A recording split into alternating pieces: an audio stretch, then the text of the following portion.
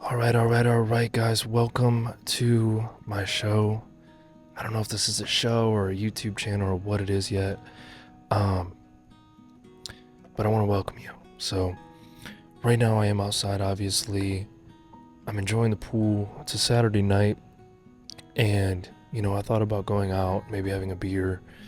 Sometimes I really like to have a beer and shoot some pool, but I thought, why not just go out to the backyard, get in the pool, enjoy the water.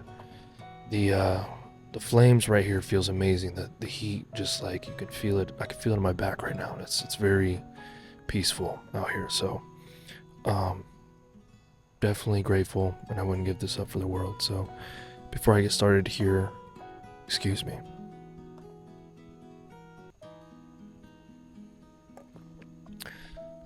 But yeah, so you know, I think what I want to talk about today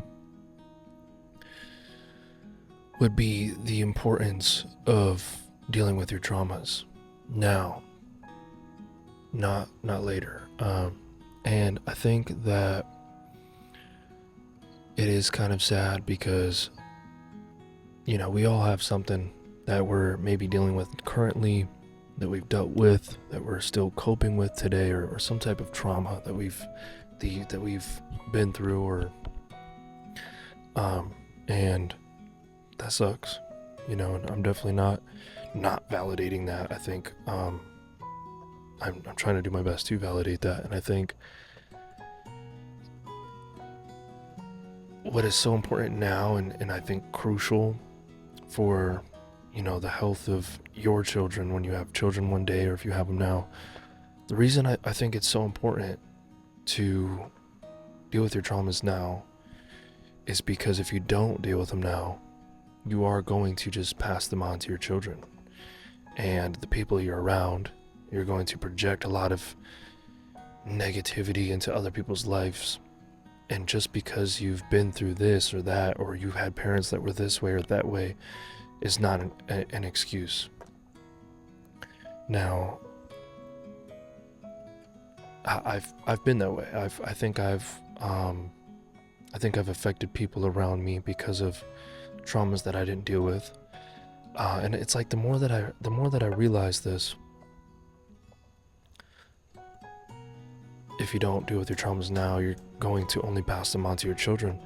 You start to look at, okay, well, who are my parents? What traumas did they have? What traumas did they have that they didn't deal with? And were, what did they project onto me? Because that nobody's perfect, but there's parents out there that will love you more than anything, but are still affecting you, and I think in a very negative way. And I think you can only love somebody or something as much as you are capable of loving yourself. And there's a lot of walls that are built, and when you get into that defensive mode, depending on what you've been through in your life, but I think there's a lot of people out there that have been affected very negatively by their parents. I think even people with what some may call, oh, you had the perfect life, you had the white picket fence and this and that, they still have their, you might be able to say, well, it was better than my situation, maybe, but everybody has their own battles, their own obstacles that they have to overcome. So for me, that's one thing I've always I've almost not validated the things that I've been through myself, because I was so worried about making somebody else feel uncomfortable, or as if I was like competing with them, and I just would just not talk about things that I went through, because I never wanted to come off as wanting sympathy, or, oh, my problems are worse than yours, because I've always understood that everybody has their own obstacles and their own things that they're dealing with. So that's one thing I'd recommend to try to never do is well, I had it the worst, or it was worse for me. I'm not saying it's not valid, because maybe factually, like, you've been through some shit, but it's not for me to decide. So anyway, like I'm saying though, is it's very important for us to deal with those things. And I guess the next step, I think, like, once you are aware, it's your choice. So like I was saying before, is I don't believe that it can be an excuse that you've been through a lot of stuff for your whole life. Okay, you been through some stuff, and the more that you start to say, well, I went through this and I went through that and I went through that and it affected me like this and like this and like that, okay, well, you seem very aware. So what are you going to do about it now? Are you going to just continue to tell the world, well, I went through this and this and that and it affected me like this and this and that? Or are you going to say, okay, well, I know that this and this and that is the problem. What am I going to do about it? How am I going to cope with this? Do I need to speak to a professional? Do I need to speak to a therapist? Should I go to counseling? Should I look into self-development? We sometimes lizards just like run through the brush and it sounds like a person, but anyway. We have Google, we have YouTube, we have, I am one of those guys that's not really pro social media, but I will sit here and say there are some pros to having access to the internet or a library. If it's a matter of being self-aware and then having that discipline to like want to change and work on these things. It's a never-ending journey when it comes to self-development. And speaking on just me personally, I am still learning as I go. So, but I have committed to, I just want to become the best version of myself that I can become. I want to be somebody for my children one day to look up to. I want to be, you are affecting the people around you every single day more than you know. You are who you hang around. So if, let's say, I have 4 friends and every day they're just smoking weed and drinking alcohol and sitting around trying to figure out how to get rich quick, and I'm around them every day, and I'm gonna end up probably doing the same shit. I'm probably gonna, even if I think I'm mentally strong enough to not start smoking and drinking every single day, it's in your human nature. It's in our human nature to adapt to the people who are around. Just having those thoughts, consuming those thoughts, their mental perspective every single day. You are bound to catch on to that. So I think that's like, if you don't know what to do in the beginning of your journey, I think you can start to point out what not to do and the don'ts, and start cutting out all of the don'ts as much as you can. Because, if you can sit there and realize, okay, well, me drinking every single day, is that benefiting me or not?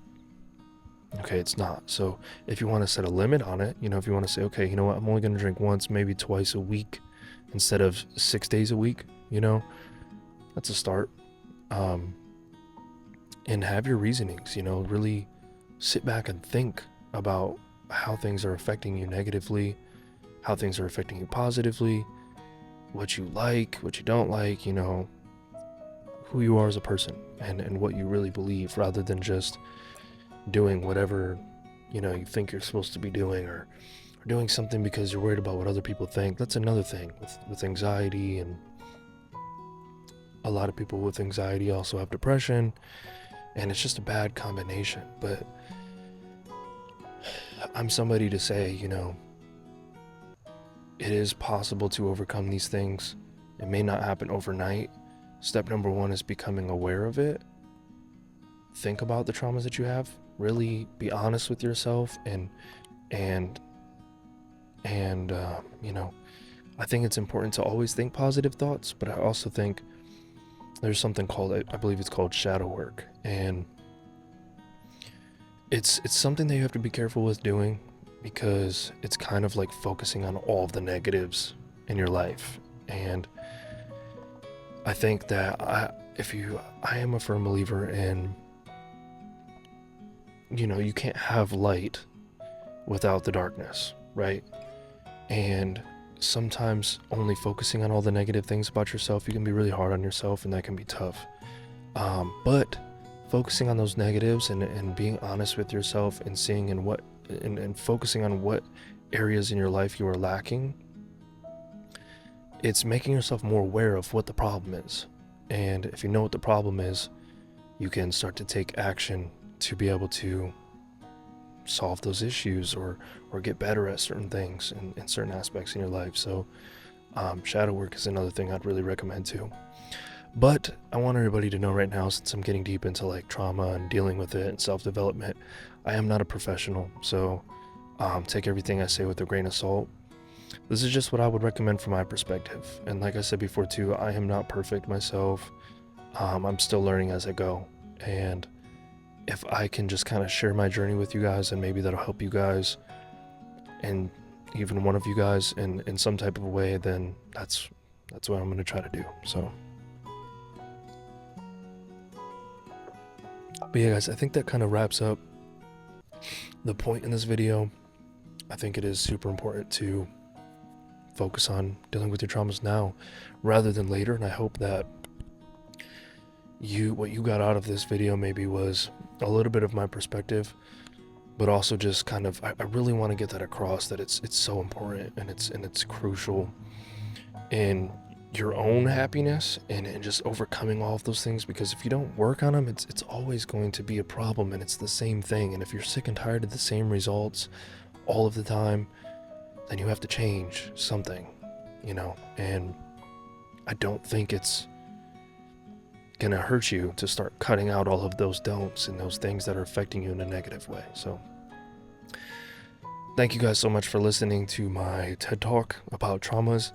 But I am going to enjoy the rest of this time out here in the pool, in this fire, and this heat, and everything that I'm feeling right now, and just sit back and be grateful for what I have right now in my life. And I'm so grateful for you guys and the support that I've gotten so far, and I want you guys to know how much I really genuinely appreciate you guys. If you haven't subscribed yet and turned those notifications on, please do. I'm going to be posting more videos consistently here in the near future. And also upgrading this mic, guys. This is like the third video I've done with this. I cannot wait to get a wireless microphone. But yeah, everything's going to get better, and I'm really looking forward to hearing from you guys, what you guys think about certain videos I have here in the future. One of the videos I'm posting, may have posted already, you guys got to check out my account. I tell this story about how a homeless man had stole the key to my car, and I need to know if you guys think it was intentional or not. So go check that out. There's gonna be more coming out here in the near future, and I appreciate you guys so much for watching. Peace, and have a good, wonderful, amazing night. Thank you guys for watching. See you next time.